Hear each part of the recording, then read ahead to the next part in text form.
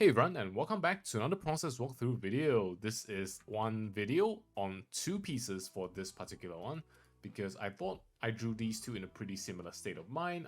They were also pretty similar theme, so I thought it might be nice to sort of talk about them both at the same time and do comparisons between them as well as we kind of go through it. So yeah, let's kind of just start with this one. So for this particular piece, the initial inspiration was of course a person playing this instrument called the biwa.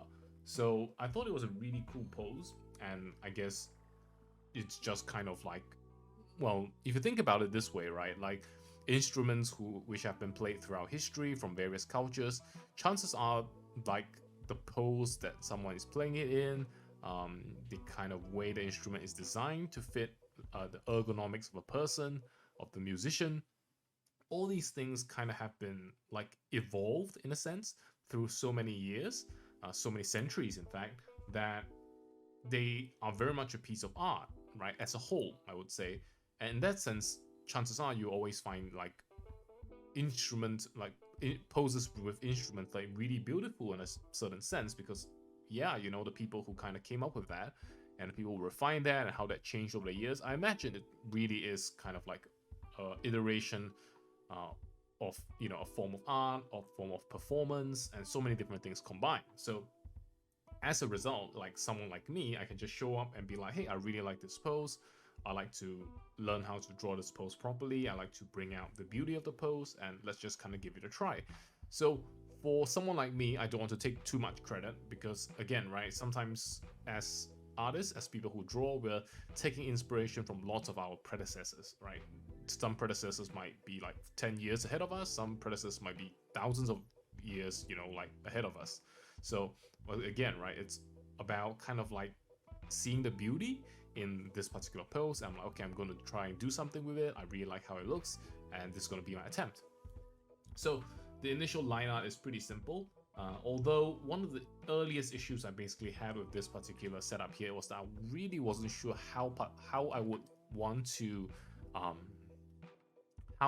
light it, because one way I initially considered was to kind of have the character be mostly in shadow this way, and then we can have the tiger, and then we have the background like this, and then so if you kind of get rid of the shadow here, right? If you have the light kind of come in from the side, right, we can have like this character accompanied by like sort of a monster type of situation. In the end, right, we have something a little bit more realistic like a tiger, but this was something that I was considering, right, this particular lighting. But once again, given the goals, excuse me, of this particular set, I wanted to do something that relied a little bit more on light rather than shadow. So I didn't really want to go with this particular plan where most of the important parts of the drawing were in shadow, right?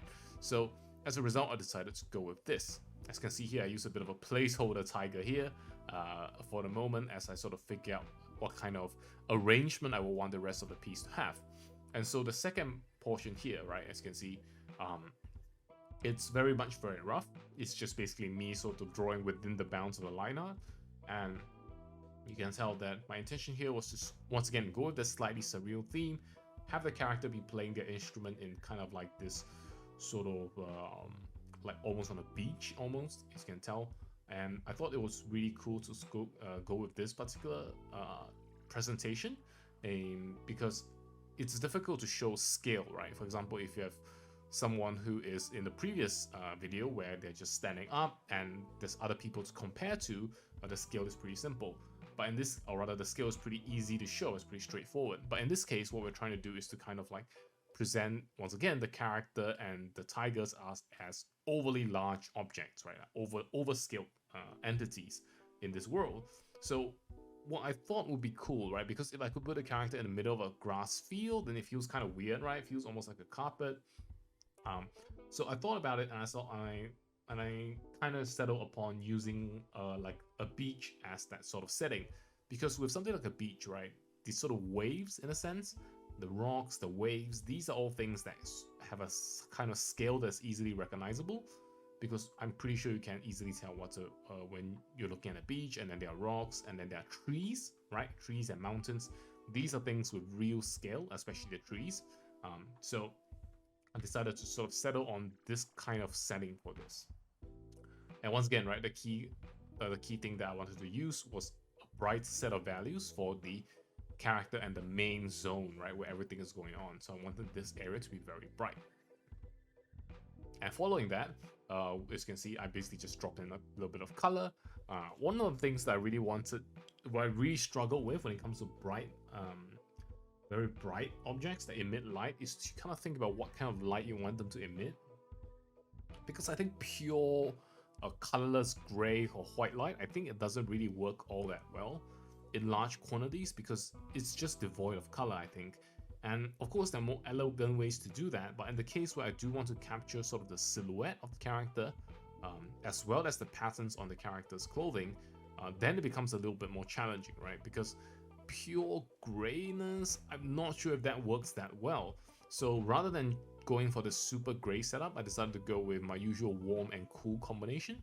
So as you can see, the background and most of the area in shadow is pretty dark blue, whereas the character has a little bit of the yellow glow. So I thought the character would be a source of warmth. And one thing I haven't really talked about is the red skin that I gave the character. So once again, right, it's one of those things where you just kind of think about and you're like, what color should I use? The thing is that if I just used a normal skin tone, as you can see, I deviated towards a little bit more here. The normal skin tone works okay, it's not terrible. However, a problem that it does have is that it kind of sort of starts to blend in a little bit with the clothing. I think it's still fine, I don't think it's too terrible, but I think what I like about this redness is that it gets that, once again, it gets a little bit of a surreal feel in, and it's a very nice highlight, right? Because if you just use a regular skin tone, like this is ostensibly like a Japanese character, right, given everything else in the scene, so a lighter skin tone here may not have been visually, the best complement to the rest of the color palette. So as we develop it, I started adding textures. So this is the thing about me and textures, right?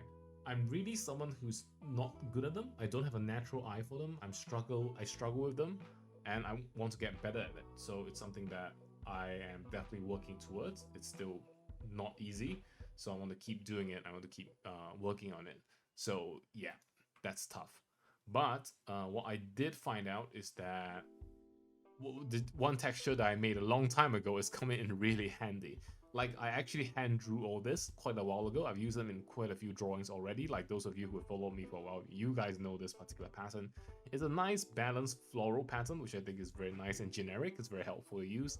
And so I'm using it here as well. Initially, I intended for it to be just a placeholder, but as you can see, given the amount of detail that I spent on the past two pieces, right, in the past two videos, like actually redeveloping everything and repainting everything from scratch, slowly stopped becoming a possibility.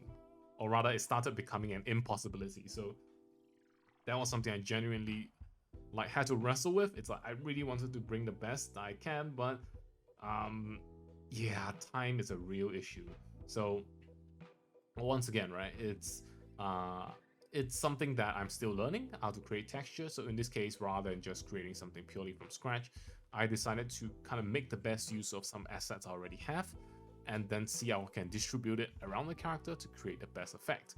As you can see at this point, right, very much the character is still in this very rough state. I haven't really done any proper rendering, haven't done any proper adjustment of the forms, the shapes, not even based on reference, right? The initial sketch was drawn with the help of reference, but after that I didn't really kind of figure out go into 3D mode yet, right? It was just about capturing the various details, the lighting, the overall composition, right? Adding this second tiger here was an interesting choice.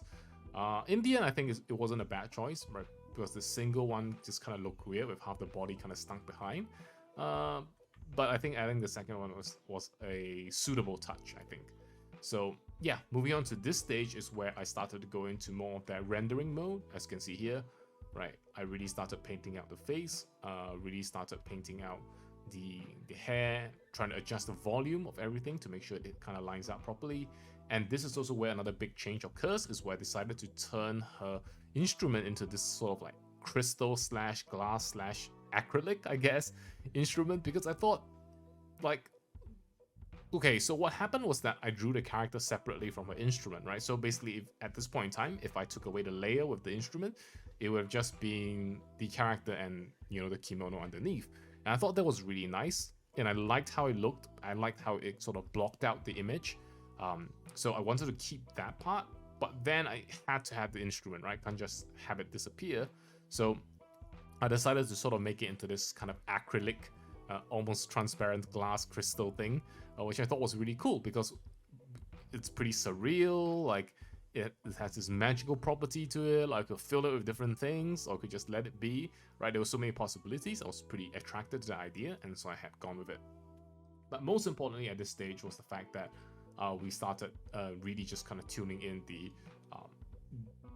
physics part of it, right? Like how to draw things in 3D, kind of visualizing it on my own terms.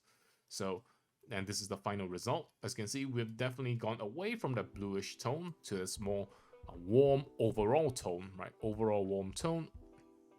That is definitely still a bit cooler in the shadow areas, right? It's still cooler in the shadow areas. However, the main character and the area where the main character is taken on a very distinct warmth, like the kimono and the clothing is distinctly warm and yellowish and golden, whereas the hair and the instruments are drawn as shining white. So I think that's a very nice distinction, because here I kind of get the feeling that the hair and the clothes are blending together a bit too much, whereas here I think each element stands out to a decent extent. Now, my greatest regret in a sense with this piece is that maybe I should have gone with something other than tigers. Like, I don't think there's anything wrong, and I think they really look cool when drawn right, but I'm not there yet, man. I'm just not there yet. I'm not gonna be like, actually, you know, I drew this tiger really well, you know, I like how I control it. Yeah, no, it could be a lot better, and I'm just like, I guess we have to go with it. And, you know, I always want to be honest. I don't want to be like, hey, you know, this is ultra meaningful, I made a mistake here on purpose. It's like, yeah, no, sometimes, you know, when you attempt something new, it generally speaking, is not going to be perfect the first time around. So overall, I like how the composition ended up, but I think I need a lot more experience drawing animals and tigers in general, like if I want to really do well with it. So yeah, no matter how it is, I still like the experience. It was a pretty fun one. Once again, like, I had a lot of fun preparing this for the art fair. One thing I could have done a lot more is I actually forgot the strings here. It's so embarrassing, but you know, no one has to know, right? It's what is it? Artistic freedom. Okay, no one say anything. But yeah, once again, oh yeah, back to the point on the trees, right? I think the trees in the foreground is a perfect measure of scale. Right, love the kind of scale going on here. Once again, right, it's not my forte, but I'm very glad that I tried it. It gave me a good idea of what it's like to draw all these different things and kind of get them to work together. So yeah, once again, really appreciate. Wait a second, this is not the end of the video. There's one more piece to go. So yeah, look at me, right? Kind of a little bit tired, but yeah, let's take a look at the second piece for the video. So it's this one. So this particular piece, I initially wanted to go with a more of a bland palette, something like this, something like that is very plain. But after a while, I decided like, why not add a little bit more red accent to it, like red and white. I think these go pretty well, and then in the end we also included a bit of gold because that's just kind of the direction I like to go in. So we ended up kind of here. Overall, I like all of them. I think I like all of them, and I also like the fact that we've gone with a little bit of that greenish tone here. It almost makes it feel a little bit surreal. So yeah, I'm pretty happy with the final result. But you know, once again, this is a kind of lighting that I don't usually tackle that much, so it comes in as something as a bit of a challenge, right? Something I look at and I don't look at it and go like, oh, this is exactly what I want. So because I'm the kind of artist who I'm sure you all know, I like doing natural lighting a lot more. So when doing something a little bit more abstract, I am out of my comfort zone. But let's just kind of take a look for this one. The process here is actually pretty simple. I would say the most of the effort of this piece really goes into kind of making a decision between which of these to choose. I can definitely see merits for both. So if in your mind you're thinking like, I actually like this color scheme better, I totally get what you think. I think this one is very nice as well. But on the other hand, right, I really wanted to add a little bit of the green tint to counteract the red. Because this one was feeling a little bit too red in a sense overall. So I really wanted to add a little bit of that. I also wanted to darken it a little bit to let this particular area shine even brighter. So these were the really small things that I kind of considered. Yeah, and I guess one of the things that, once again, right, I'm using some of my favorite textures and that dragon I drew a long time ago as part of like a jacket pattern. So once again, like the assets that I made a while ago is really saving me. And this one has a bit of a special mention as well because we're printing it out on the metal canvas. It has that textured layer effect that we can do. So I've decided to make full use of it here, and that's sort of going to be the highlight of the piece, where we're going to be able to see how that kind of texture, like physical texture, not just like visual, is going to show up. So pretty excited to see how that's going to work. But yeah, overall, I really liked drawing this particular piece. It's a really simple one. Once again, time constraint, and I just kind of enjoyed it because it was something that was a little bit more manageable. There were 50 million buildings to draw, right? There wasn't like 50 different birds to draw. There wasn't 500 signboards to draw. So you can definitely tell that the fatigue is setting in by this point in the series of drawings I've done. And I always want to be honest, because that's the whole point of me doing this, right? I want to kind of convey my true thoughts to you guys, kind of talk about how the process goes, and sometimes being fatigued is just part of the process, right? I know sometimes we can think like, oh, surely everyone else draws perfectly. Everyone else has a perfect management over their energy levels. They're always approaching it at their best. They're always doing everything perfectly. And I've gotten some messages of people being concerned that they were not feeling up to it some days. They're like, some days I just don't feel like drawing. I'm really tired. And I just want to kind of take this chance to kind of reassure you that, yeah, it's like the concept of being tired is in fact real, right? Like for some of us who are drawing this full time, we are very, very privileged. I am very privileged. I'm not going to sit here and say like, I work so hard, I work harder than others. It's like, no, I try my best. But I think there are many, many people out there who are working a lot harder than me, and that's something I can learn from. And that's something I do want to learn from. But I also want to say that, yes, there is such a thing as fatigue, and in a sense, I am also a victim of fatigue sometimes. And in this case, right, you can tell that the drawings get a little bit simpler as the series goes along. I know that some people will like this style more, some people like the close-up more, some people like the zoomed out ones more. I think that's awesome that I actually also bring a range. But overall, it's a sense of fatigue. For example, what I initially wanted to do, secret here, is that I wanted to draw like floating castles, floating buildings. I wanted to draw like a city on the moon behind, like just so much ambition that I wanted to execute. But like in the end, I'm just kind of human. I'm like, okay, like I'm not going to have the time nor the energy to do that. Let's do something that is more reasonable, but let's do a good job.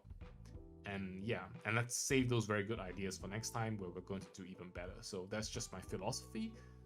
Oh, well, that's giving me too much credit, right? It's just kind of the way I think, like, for this particular piece.